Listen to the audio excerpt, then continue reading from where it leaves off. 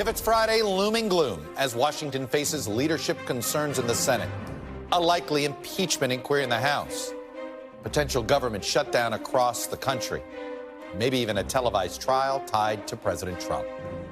That could all happen in the next 90 days. Plus, another Proud Boy is sentenced to prison for 10 years for assaulting an officer and attacking the Capitol on January 6th. Now we await the group's leader and his fate next week. And President Biden takes aim at a major gun loophole as the administration tries to piece together a plan to get the White House closer to a key policy promise: universal background checks. But will this gambit work?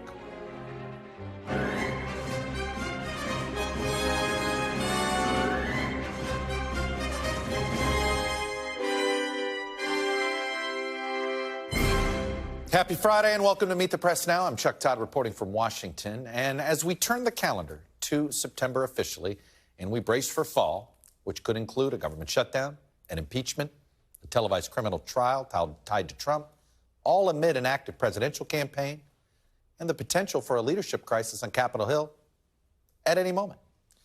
Is Washington ready for all that? In a word, no. When lawmakers return to Capitol Hill this month, they will have less than 30 days to avoid a government shutdown. The White House is already asking Congress to pass a short-term funding bill to essentially kick the can to December and keep the government open. And in a letter to his colleagues, Senate Majority Leader, the Democratic leader, Chuck Schumer, is preemptively already trying to blame House Republicans for any potential shutdown. And then, to complicate matters, there are growing concerns about Senate Republican leader Mitch McConnell's health after he appeared to freeze on camera for a second time in recent weeks. Some Republicans are urging McConnell to give them more information about his health. But yesterday, the 81-year-old McConnell received some notable words of support from the 80-year-old leader at the White House.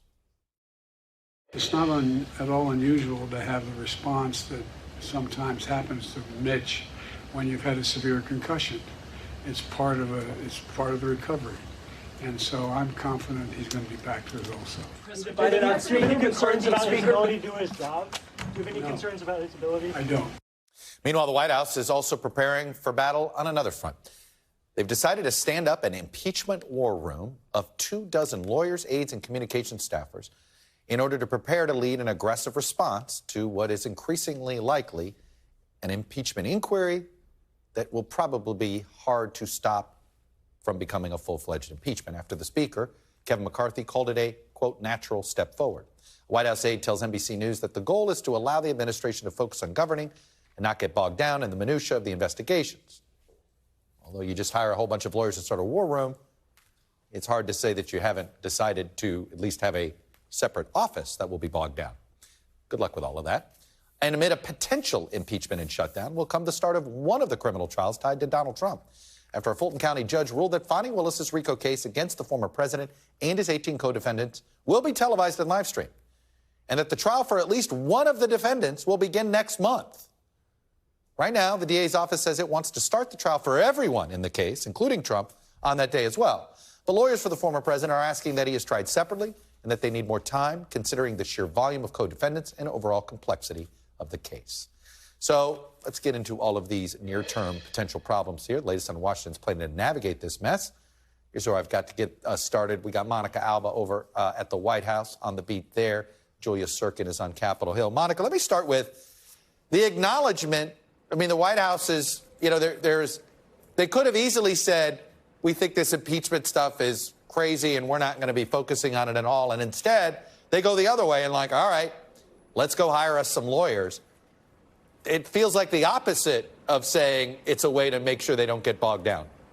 Well, it's an acknowledgement of how seriously they are taking it, Chuck, absolutely. And some who we spoke to said, look, this really started in earnest as something that we were going to need to address on day one of Republicans taking control of the House of Representatives, because this is something they had talked about, it's something they had suggested, and we need to really take it at face value. And then really it's been the month of August where it became a lot more real and where they did detail more people in that attempt to kind of wall it off from the other business of the White House and what they're doing every day. So we now know that these lawyers, these staffers are sort of doing the ultimate fact-checking and trying to go through what they call a thinly based evidence for trying to justify this impeachment inquiry. They're trying to say that even Speaker McCarthy and some of his allies can't point to the exact grounds for what they're going to bring impeachment on, that they're trying to kind of put pieces together that they don't quite have yet. But still, they're looking to things like the 1998 Bill Clinton impeachment as a bit of a roadmap for how they feel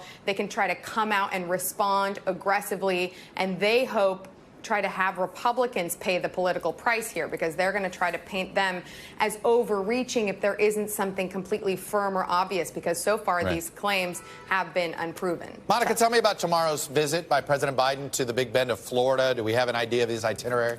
We do. We know, for instance, that he's going to be meeting with Governor DeSantis, of course. We saw a little bit of this last year with Hurricane Ian, and we knew that at the time the two leaders were really kind of battling publicly over things like COVID and things like the migrants on the plane to Martha's Vineyard, and they set all of that aside for the actual visit on the ground in Florida, and I think that's exactly what you can expect for tomorrow. The White House is saying it's not a time for politics, even though, of course, President Biden is going to go there and continue to say that really the need to address some of these things brought by climate change and the real emergency here that we're dealing with the confluence of natural disasters over the last couple of weeks is something that, of course, Republicans have taken a very different approach to, but that they're saying he's not really going to go into any kind of an offensive with, of course, Governor DeSantis, who last year wasn't a candidate for president, but now is. They're going to try to really put that to the side so that they can focus. But the main thing that the president is going to be pushing on tomorrow is this FEMA recovery money, and the fact that all of this now hinges on this potential government shutdown and spending agreement that FEMA is really pushing for and saying, look, we're going to run out of money. We're going to try to do the best we can. Maui is the #1 priority, and then everything else. But that's a very, very long list. And then, of course, there's still all the recovery they're still doing with Ian, as you know, Chuck. And then there's Ukraine funding, which could be tied to all of this, which creates another sticky political situation as well. Monica Alba, thank you for getting us started there. Julie Sirkin, let me move over to your side and begin things with the Chuck Schumer sort of letter to his colleagues, his dear colleague letter, laying out, obviously, what he believes should be the framework for government funding negotiations. What I found interesting about the letter is he really purported to almost speak for both parties in the Senate. And let me ask you, how many Senate Republicans do you think Chuck Schumer is speaking for in that letter? Well, you heard what Minority Leader McConnell said right before he had that freeze this week, right? He essentially said, don't look to Senate Republicans to bail House Republicans out as they try to pass bills that are lower than those spending levels they had agreed upon with, at least Speaker McCarthy agreed upon with President Biden. So he thinks he's speaking for a good amount of them. And I'll tell you, Susan Collins yesterday, the top Republican appropriator, said McConnell called her and they're in agreement about Senate business going forward. And that includes a possible couple bills that Schumer wants to bring up in September that have to do with government funding that the Senate already passed and the House has not completed their work on, just to show that the Senate is operating in a bipartisan way. And hey, look at the House, look at House Republicans that are trying to shut everything down. And I talked to Senator Tammy Duckworth today, who was here presiding over a Senate pro forma. She was the only one in the building. We all kind of crowded all over her when it comes to this. And she said right away, it's House Republicans that are going to be blamed for a government shutdown. So I also think the impeachment angle of this is certainly not happening in a vacuum, and McCarthy knows that well. I was just going to say, you just read my mind and my follow-up here. So, look, the Freedom Caucus is trying to extract something. They've got to, and I feel like Kevin McCarthy is trying to say, look, what do you want? Do you want to do a shutdown or do you want to do impeachment? Because I'm not going to do both. Well, in many ways, he's going to maybe have to do both, right? We're colliding with this government shutdown deadline at the end of the month. At the same time, I'm told Kevin McCarthy was on the phone with not only members of the House Freedom Caucus this week, but with the full conference on Monday before McConnell even made those remarks, which I thought were really interesting because he's really tried to stay out of this. He's tried to really put all of this on McCarthy. Now he's getting involved. But on Monday, he had a conversation with his full conference in which he said, look, government shutdown, we're not going to be able to continue with some of these investigations. Fact-checking there, they certainly can in many ways. But he also told them the Senate is not going to bail us out on this. So the only chance they have to make any progress in curtailing and curbing government spending, so to speak, is, in his words, to try to kick the can down the road and pass the CR. We still don't know when that timeline is for McCarthy, though, because he hasn't said. The next 60 days are going to be crazy. We just don't know which days are going to be the craziest. But either way, get some rest this weekend, Julie, because you won't get any rest starting September 4th. Thanks, Chuck. I'll try. Thanks very much. Joining me now on set, Molly Ball, the national political correspondent for Time Magazine, Simone Sanders Townsend, the former senior advisor to Vice President Harris, host of Simone on MSNBC, and Stephen Hayes, the editor, CEO of The Dispatch, as well as an NBC News political analyst. And I didn't even bring up the whole Ukraine and the disaster funding there, because I think that is going to be. But Molly, I know we're also used to Washington being dysfunctional, and there's sort of Mitch McConnell, to me, is a symbol of somebody that figures out how to find function in dysfunction. But now we may not have him around, and this really looks like we're going to hit another level. Yeah, along the lines of what Julia was just saying, my sources in Congress mostly feel like the shutdown is a matter of when, not if. It just looks impossible to get out of. Now, on the other hand, we have seen Kevin McCarthy get out of a series of jams over the course of this year. Debt ceiling is the biggest one. And the debt ceiling was a huge test for him, and he passed it. And they did get a deal. And but whose test did he pass? Well, did he pass the test of Washington because he got it funded? Because I don't think the Freedom Caucus likes the deal he cut. They don't like the deal he cut, but they did go along with it, and they have been sort of casting about for ways to exert leverage ever since. And so this is the next jam he has to get out of, and he knows, and you can tell from the way he's talking about it, that he knows he's going to have to give them something. They are already making demands, and it's just a matter of whether they can come to some kind of a... And, I think the Freedom Caucus is in a very interesting position here, because they also have to decide whether they are negotiating in good faith or whether their actual goal is to shut down the government, right? Is that what they want? Because they have in the past really been more interested in sort of obstruction than deal making. So is there a deal to be had with them, or do they see the shutdown as the goal? Stephen, I want to back up a second, though, because I really feel like more than ever, we just see this glaring divide inside the party. Senate Republicans are in one place, House Republicans are in another, and they really are reflective of MAGA wing of the Republican Party nationally, establishment wing of the Republican Party nationally. Yeah, very much. And I think to Molly's point, it could be very well that the House Republicans, particularly the Freedom Caucus, want the shut. Like, that's the goal. That's not a means Trump to an wants. end. And I That's hate to say, Trump's asking for these things. And if you think about it in the context of the promises that Joe Biden made when he was running for president, I can govern through this. I can bring people together. They're not crazy for thinking that. If people look at Washington and they say, look, this is just more chaos, we're all going to sit around here and say, like, wow, look at what the Freedom Caucus did to try to leverage Kevin McCarthy. People aren't paying attention to that. They're going to look at Washington and say, no, this is totally dysfunctional. And Joe Biden is in charge of Washington. And Simone, we're only talking about the Washington portion of this. Yeah. We haven't talked about that. I mean, some trials starting in Atlanta. I don't think it's going to be the one that features Trump yet, but it's going to feature Trump's evidence. That's also going to add to this. And you can't tell me, and there are some people who are angling for impeachment simply as a way to counter-program. It's just, you ask about the Freedom Caucus and what they want, and I would also argue the various wings of the Republican Party apparatus around the country, like there's a divide in Georgia between the Republicans in the State House and the governor, right? Some Republicans in the State House. And the question is, do you want to be right or do you want to win? That's what I used to talk about when, I come from progressive politics, working with the Sanders wing of the party. Always we would have these conversations. Do you want to be right or do you want to win? Because sometimes if you want to win, you have to forego what you think is right, whatever whatever your right is to get the thing done. I think that there are far more, again, this is a small group of people, but they've got loud microphones in the Freedom Caucus in the House, but also some of these Republicans across the country in these state legislatures. Small group, large microphones, and I think that they really just want to be right. They do not want to win. It is interesting that Kevin McCarthy doesn't want to force these guys to have to vote on this stuff. That's right. Which tells you he knows it's bad politics, which tells you I don't know which wing of the party McCarthy actually belongs to. Well, and he's done that quite artfully, actually, right? I would argue that the way he was able to get something like the debt ceiling done is by giving the far right a lot of what they want, so that, and they're under no illusions that he's actually one of them, I think, sort of spiritually. But he has done a lot of the things that they want and allowed them to be a bigger part of the process than they were certainly under any previous Republican speaker. So, but at the same time, that debt ceiling deal passed with more Democratic than Republican votes, and they do not want to see him do that again. And that is, it looks like the only way that something is going to get done is with a substantial amount of Democratic votes, just because the Republican majority is so narrow. So it's a very, very tricky needle to thread for him.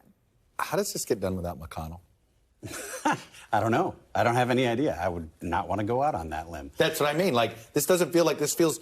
I know, you're sort of like whatever you think of McConnell, he knows how to land the plane in rocky. He does. He's a pilot that knows how to land in terrible situations. He does, and I do think it was meaningful that on the front end of this, he was sort of saying, this isn't me. Like, I'm not. And he's I'm not been really there before all of it, right? Yeah, Like, there is some principle. I do think he was smart to say that, and Mitch McConnell does everything he does for a reason. He doesn't say things by accident. He doesn't freelance. So this was, I think, planned. To Molly's point about Kevin McCarthy, I was talking to a Republican member of Congress who said, in effect, Kevin McCarthy really doesn't believe anything. It's not just that he's not part of the House Freedom Caucus. This is somebody who doesn't believe anything. He's a player. He's a political player. Getting to be speaker was the goal here. Figuring out how to maneuver and he just lives. Work Well, they today. say if you don't stand for anything, today. you'll fall for. If you don't stand for something, you'll fall for Right. anything. Kevin McCarthy. Simone, both the impeachments on Clinton and the first one on Trump, they both saw an approval rating bump. Clinton a lot, Trump mildly. In a weird way, could Republicans be doing the Biden campaign a favor by rallying the base if they end up like essentially forcing an impeachment? Could it end up boomeranging on them like Perhaps. this? I think it depends on how aggressively the White House fights this. And I think that's why their war room operation that our NBC News reporters are... Are you surprised they're doing this quickly? No. I think that they understand that this could be quite damaging. Because to Stephen's point, people are not paying attention like we are, okay? We're the political professionals, if you will. But folks like my mother and my sister who's like, wait, is Donald Trump going to jail or not? We don't, and I'm like, we're not even there yet, folks. Hold on. Right. They're not watching the posturing. All they see is the members of Congress are saying that the president did this. Did he do that? I don't know. It seems untoward when there's no untowardness there. So the White House has to fight it aggressively to ensure that the people understand that this is nothing but political games and they're playing with your tax dollars and not doing their jobs. What does October 23rd, if that's when that first trial starts, even if it's Kenneth Cheesebro, right? And that's the first trial that starts in Atlanta, and it's televised. And every cable channel's covering it, and you're carrying it and all this stuff. Do we even have any idea what that environment looks like? Well, look, on the one hand, obviously, giant media circus and people are glued to their screens. But I wonder if people's appetite is waning for all of this drama. I do wonder if, the conduct alleged, while obviously very important and serious, and I don't want to take anything away from that, if people feel like, okay, this is something that happened a while ago. And I think we see this with, a lot of the Trump stuff, that people are tired of the sort of constant sort of noise machine. And a lot of people, I hear from a lot of people that they've tuned out all of it.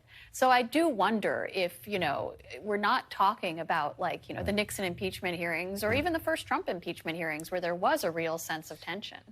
Steve, I keep getting asked the same question when I'm doing my talk to the affiliates today to talk about Sunday's Meet the Press, which is, this is going to help or hurt Trump. And I'm like, I don't know. Right. I'm not going to sit here and pretend I do. Right. I can make a case that it galvanizes the supporters. I can make a case that the January 6 hearings did do some damage to him over time. Right. So, I don't think it's going to be good for the country. Right. I mean, I think it depends to a certain extent on how much people pay attention, obviously. Yeah. Can his supporters be more galvanized than they are? What does that look like? What does that mean? What does more galvanized look like? I agree. I don't know. Let's say that Trump has 35% of the Republican Party, the hardcore MAGA base is 35. Are they going to be more MAGA? I'm scared, Stephen. What is more MAGA January 6th? So really, I'm scared about that. Really, I'm worried about that. I mean, I do think there's so much volatility heading into the next 14 months. These trials, I mean, what we've just seen, the reaction to the Proud Boy trials. I mean, the Proud Boys, to me, it's like white hat, black hat. These are bad guys. And you're seeing people say, they're jailing these guys, Iraq War veterans as political prisoners. Time to pick up the guns. It is scary, the rhetoric that's happening on the very far right over there, Simone. Very concerning, and I think that is why. Look, I think what is happening in Georgia is very important because it is accountability. We didn't have it. We only got a mugshot because of Fani Willis and the sheriff in Georgia. We are going to be able to see inside the courtroom because of Fani Willis and the Georgia laws. This should put some pressure on federal judges. I think so. We should get all audio. You can't look. I accept the no camera. But the Supreme Court gave us live audio. There's no reason why a federal court can't do live audio. Anyway, Molly, Simone, Stephen, happy Friday. Enjoy this amazing weather today. So thank you. Coming up, the enduring consequences of January 6th, as we were just discussing. 2 more Proud Boys face sentencing today for their roles in the attack on the Capitol. We'll get the latest next. Plus, talk to Republican presidential candidate Asa Hutchinson, as the crowded field of candidates begins to winnow down, as former President Trump maintains his frontrunner status. Can he find a way to stay in this race? That's ahead. You're watching Meet the Press now.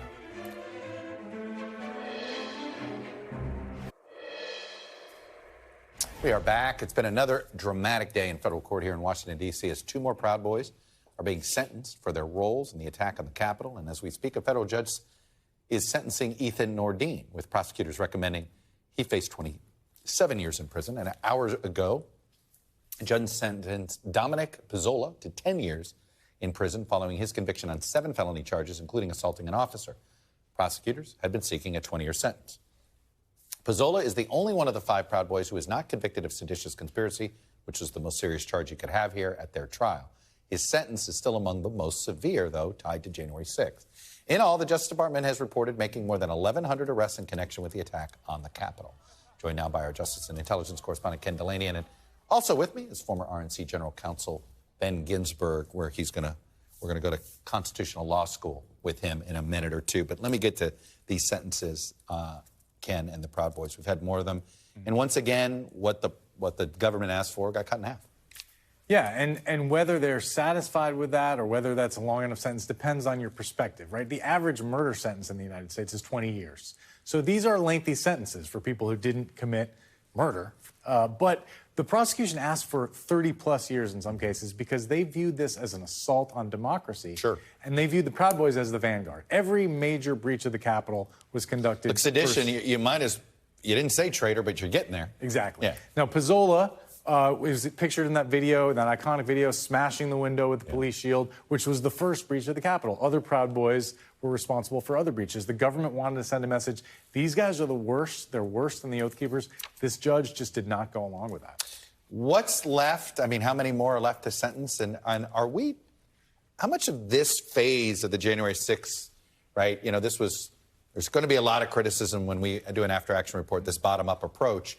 But as the Jack Smith trial comes into focus in the next 6 months, how many more of the actual trials of people who did the physical attack on the Capitol are left to do? Well, if you talk to Ryan Riley, who just wrote a book about this, our colleague and expert, he says there are hundreds and hundreds more of these people who have yet to even be identified by the FBI.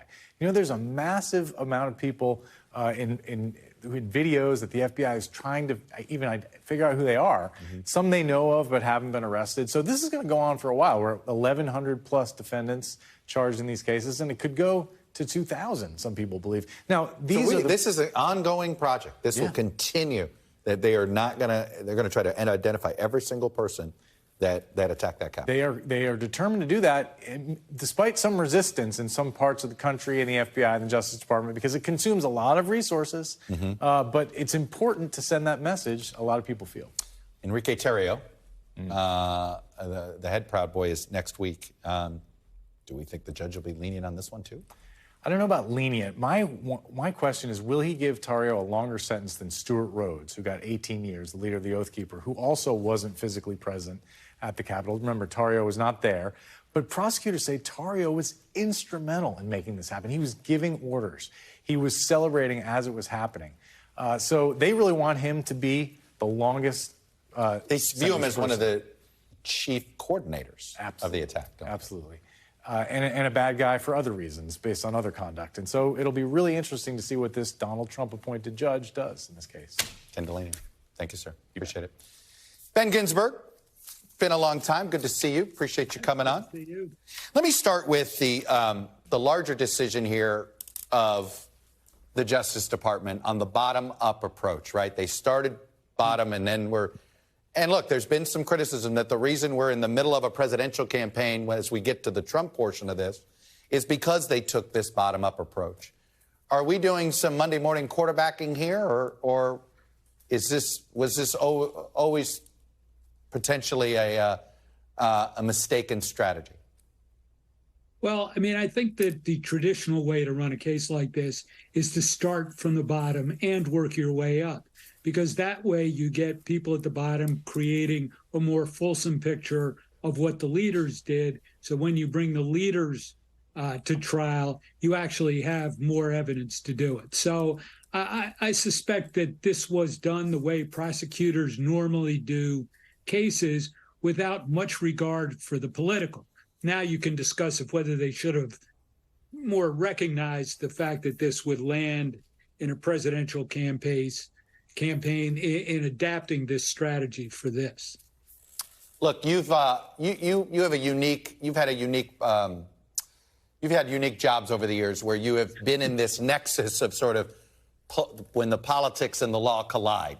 And so when we're watching, when you see what Georgia brought, and I'm just curious, as you see this attempt to Mark Meadows saying, hey, I was acting as an officer of the executive branch in the federal government, I shouldn't be tried in a state court.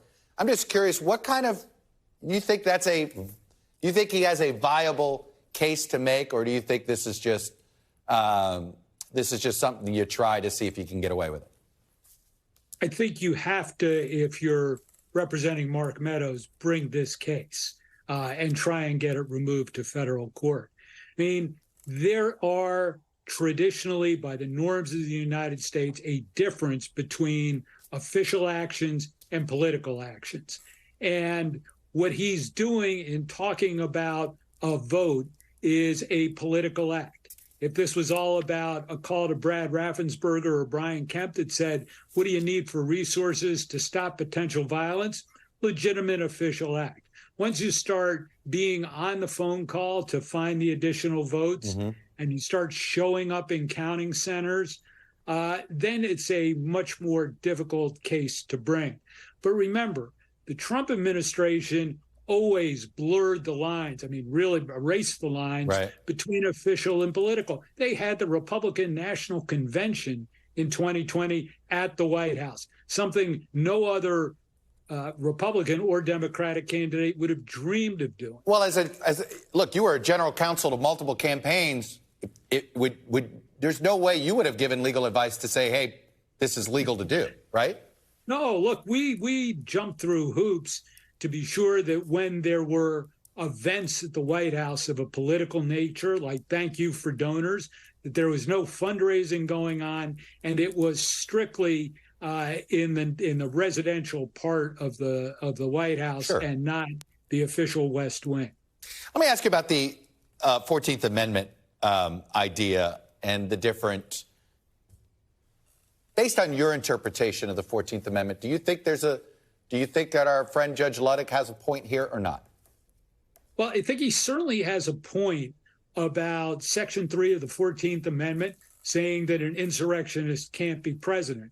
I think that the difficulty with the argument is that nobody but the intelligentsia has actually said that Donald Trump was involved in an insurrection. The Senate of the United States did not impeach him or say that he was an insurrectionist.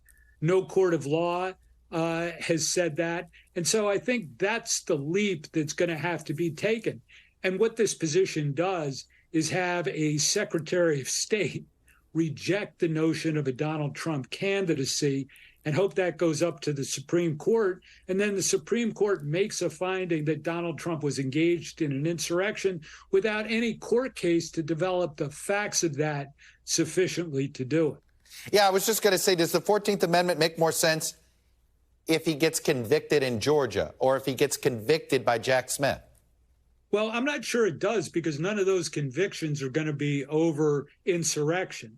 I mean, my fear is that where this issue is actually going to come to bear is on January 6th of 2025, when they open the Electoral College votes, and members of Congress can, despite the passage of the Electoral Count Act reform, still disqualify on the basis of constitutional infirmities. And that's where you get into the fight, which is why the argument that this should go up to the Supreme Court before then does make some sense. Interesting.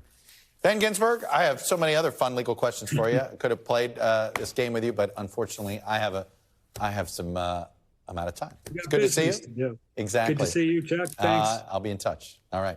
Up next, my one-on-one with 2024 Republican candidate Asa Hutchinson. He faces questions now about the future of his campaign, how quickly the field needs to coalesce around a Trump alternative. We'll get his take on all this. You're watching Meet the Press Now.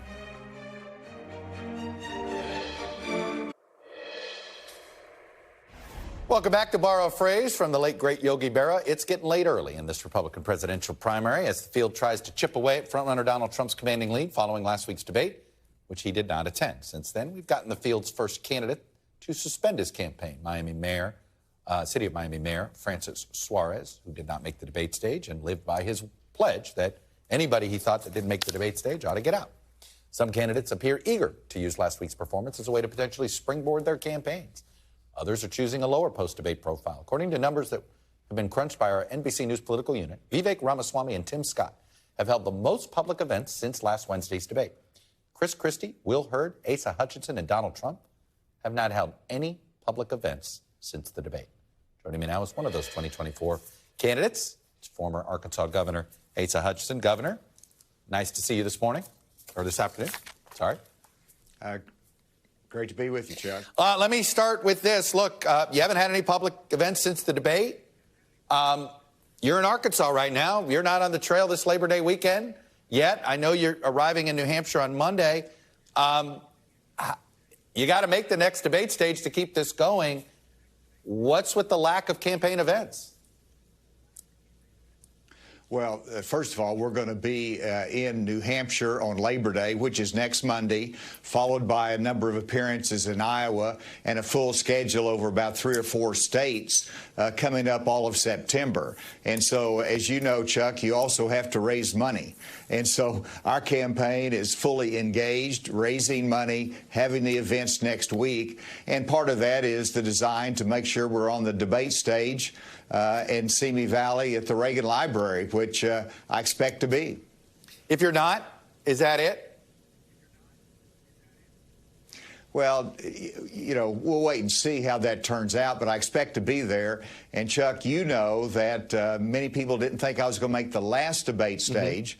And I heard your prognosticators already say you don't think we're going to make the next one at the Reagan Library. So I intend to prove it all wrong. I expect to be there. This is a really critical part of the campaign when people are looking at alternatives to Donald Trump. They're measuring the field. They're looking at the debate. Who can help solve the problem of the economy? Who can address the fentanyl crisis that we have? Who can make sure that we make the right decisions in terms of foreign policy? So the debate is the opportunity to make that case, as well as these public appearances that we have scheduled. Look, and I know you guys hate when we do this, but, you know, when you look at the field and it's sorted in different categories of candidates who have a certain perspective here, it does feel like yourself, former Governor Chris Christie of New Jersey, and former Vice President Mike Pence, that the three of you, in some ways, you have very similar case you're making, you know, a pro-Constitution, sort of questioning what the behavior of the former president. Do you think it's almost a bit crowded, that you just don't have, that in some ways the three of you are eating into each other's support? Well, sure. The answer is yes. You know, we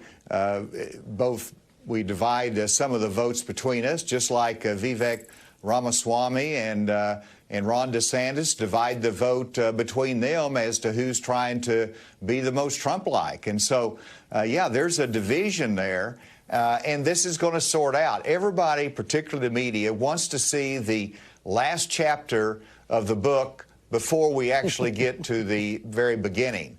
And so we've got a ways to go, and we're excited to know how this turns out in February and beyond, but let's let the voters have a part of the say-so in this. And this is going to play out very well over the coming months. You know, I used to joke, there's two types of people, ones that open a book and read the last page first, and ones that don't. And I know the people that read the last page first because they want it, just in case something happens to them, they want to make sure they knew what they missed. But I'm with you. I like to at least find out what happened. But do you concur with Governor Chris Sununu of New Hampshire, who's like, look, everybody's got to be sober about this, and that don't be Don Quixote, essentially? Do you accept that premise, too, that there's a point here, if you're not selling if they're not buying what you're selling, find somebody else that maybe isn't a Trump-like figure? No, I agree. And Chris Sununu said, you know, winter, everybody needs to reevaluate. We're not in winter yet, and winter goes into January. And so, you know, and then Mitt Romney made the point that we ought to be closing ranks before Super Tuesday. And so there's that time, but absolutely, I evaluate it every day. You know, what's the donor support? Right now, we got a boost coming out of the last debate. What are we looking at in our poll numbers? So all of those are evaluations that we have to make. But right now, we're making the case that I'm ready to lead the United States of America as president. Have you thought about what does it say about this process that a guy like Vivek Ramaswamy could end up on center stage? Well, sure. You know, I was prepared for debate, not a food fight. And, you know, we got into a little bit of a slugfest there. So, you know, we've got to engage in that way. You know, it's a little bit disappointing, but at the same time, I understand the media wants to have an entertainment part of a debate, and it shouldn't be boring. I'm glad, you know, climate change is a good illustration of it. One question was asked. I was the only one that raised my hand, and yet, you know, the disruption came from Governor DeSantis, and so there was no follow-up, any effort to communicate the views on this important topic. No, it didn't come across very serious. I guess that's what I'm trying to get at here. I imagine, I go back, it had to be frustrating to see this because, you know, he's not done anything, and he just sort of has talked his way just by showing up in a green room on a cable news channel. He got to center stage. It just feels like, is the process that broken? You know, should it work this way? Well, it's the America's view of the presidency. I mean, you have Donald Trump, who was an entertainer with no political experience, jumped in the fray, and then people think they can mimic that with no experience, as Vivek Ramaswamy has offered. I mean, and so, you know, the American public has to take a chance here and make a decision. Do you want somebody who's been a governor, who's balanced the budget, who understands the security issues of the United States of America and has an understanding of Republican principles? These are evaluations the public has to make versus somebody who's going to be a bomb thrower, a new idea every day, and what direction are they going to take our country? Yeah, no, it is amazing sometimes that for this job, sometimes the resumes get ignored. Governor Asa Hutchinson, former governor of Arkansas, be safe on the trail. We'll be watching you all week. Thank you, Todd. Great to be with you. Thank you, Governor. Now turning to the latest on Hurricane Idalia recovery efforts in Florida. The weekend storm brings some rain up the coast today as well. Florida Gulf Coast residents and business owners are beginning to assess the damage after the powerful Category 3 storm did make landfall Wednesday at Keaton Beach. That's about 70 miles southwest of Tallahassee. Governor DeSantis told reporters today the majority of power outages will be restored by the weekend. But as of now, there are still over 80,000 customers that do not have power. Meanwhile, President Biden, who called for an additional $4 billion in federal funding for emergency disasters, said during his visit to FEMA headquarters yesterday that he will head to Florida tomorrow to survey the storm's damage. After the break, guns in America. Can the Biden administration close a major gun loophole without a law being passed by Congress? They're going to give it a shot, but will it work? We'll talk about it after the break. You're watching Meet the Press Now.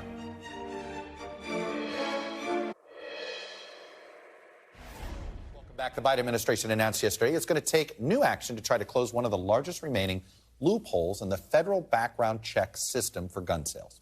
The loophole, which has been known as the gun show loophole, allows unlicensed sellers to sell firearms at gun shows and even online without requiring otherwise mandated background checks to the person they sell it to, because the sales are considered, quote, private.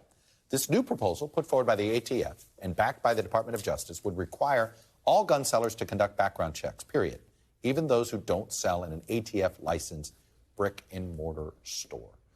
So to understand how this could work, I'm joined now by Chris Brown. She's the president of the Brady United Against Gun Violence. Chris, nice to see you. Thanks for coming in. Nice to see you, Chuck. So, first of all, why do we think this is constitutional? Well, because the Congress has passed the Bipartisan Safer Communities Act, which says specifically that ATF has to issue a rule to basically close what we call the gun show loophole and the internet sale loophole. And that's precisely what ATF has done. So they're not advancing this regulation in the absence of congressional authority to do so. You're arguing that the Congress did give them this authority. Absolutely. Told them to write a rule. Now, this is subject. There's going to be a lawsuit because that's how this world works. Are you confident that it's going to be upheld? Yes, I am confident, because they're very focused in this rule on exactly what Congress said, which is we want to ensure that any dealer making a profit off the sale of firearms is regulated as a federally licensed firearms dealer, no matter where they're selling, over the internet or at gun shows. And that's exactly basically, what those are the two places. You're not targeting the person who's selling a shotgun to their neighbor.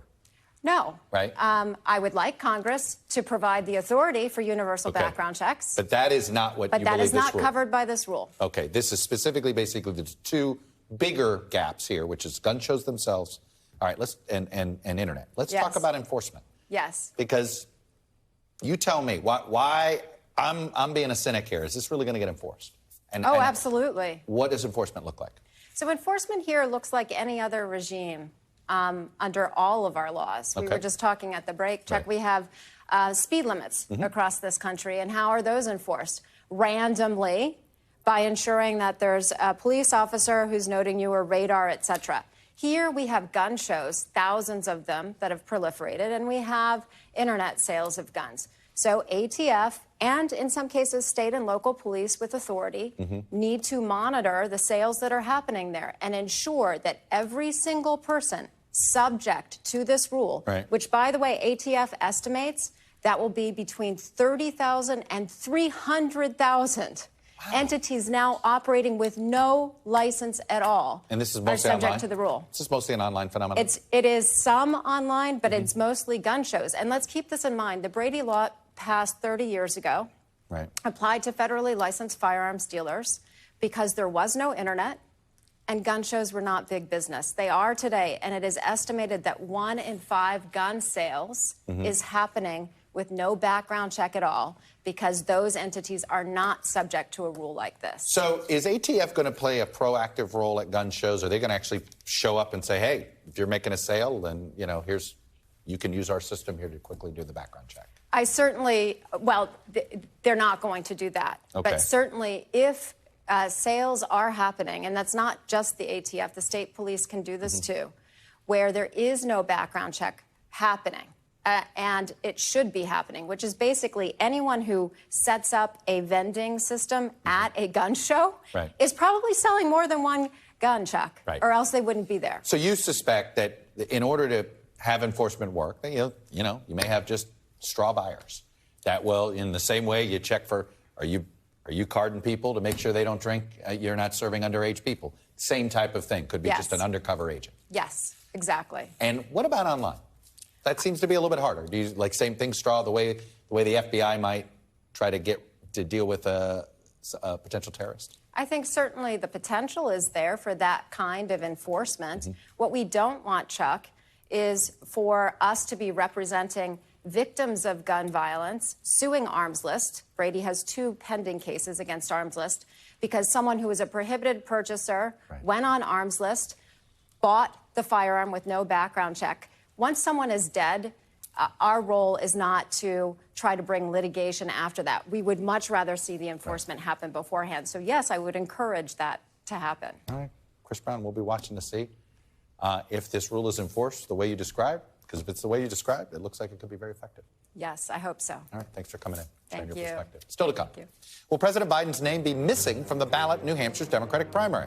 We're going to have the latest amid a standoff between national Democrats and state officials over Biden's plan to shake up the primary calendar. Believe it or not, today's an important deadline, as in September 1st. You're watching Meet the Press Now. Thank you.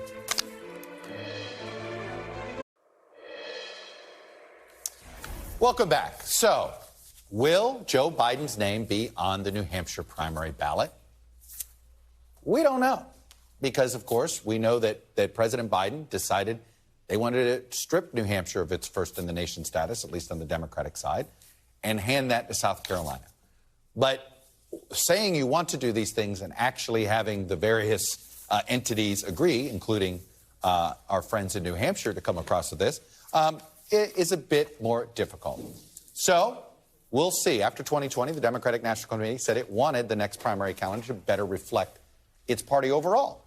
And the belief was that neither Iowa or New Hampshire reflected the party, and that's why South Carolina, that's why Georgia, and even Michigan was put on all of this. But the real issue here is we know New Hampshire's going to have a primary.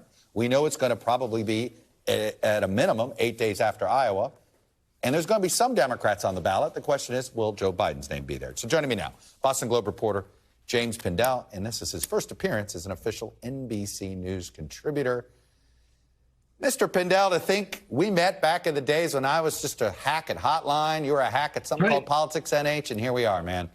There you go. So, look, the bottom line is a mess. The New Hampshire primary is going to happen. Yeah.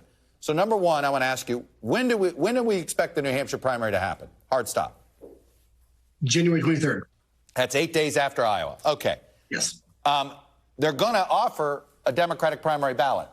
Will Joe Biden's name be on that ballot? Likely no. Today is an important day because today is the last day where New Hampshire Democrats are supposed to submit plans to the DNC as to how they will change the state law that will no longer be first and allow for early voting. Of course, New Hampshire Democrats say they don't want that, but they're also not in charge in Concord. It's a Republican House, Republican Senate, and of course, Republican Governor Chris Sununu, and they're like, pound sand on that entire idea. So look, on the 14th, in a few days, September 14th, the DNC will probably rule that New Hampshire is not in compliance. Okay. And if you're not in compliance, then Joe Biden probably will not be putting his name on. Of course, I said January 23rd. The date has not been set, and historically the date is not set until deeper into the fall. But the assumption is, correct me if I'm wrong, state law, it has to be, it usually is 8 days after the first caucus, and Iowa is January 15th, hence why we assumed the 23rd is the most likely date that will be. Look, obviously what's significant here is while no delegates are reported, there'd be a, quote, what we refer to in political terms as a beauty contest on the Democratic side, and it's going to feature some gadflies, including probably Marianne Williamson, and the man with a famous name but some odd beliefs, Robert Kennedy Jr.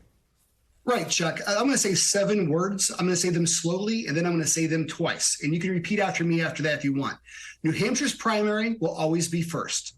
New Hampshire's primary will always be first. The question is, will New Hampshire's primary always matter? Right. And that's what I think we're really kind of trying to deal with now. And if it matters if candidates show up, if candidates put their name on the ballot, and if the media acts like this is an actual big deal. And those are huge question marks. On the Republican side, absolutely, it's going to matter. We are 4.5 months from their first votes. Yeah. We do know what the Republican counter is going to be. Obviously, on the Democratic side, this thing is a total mess.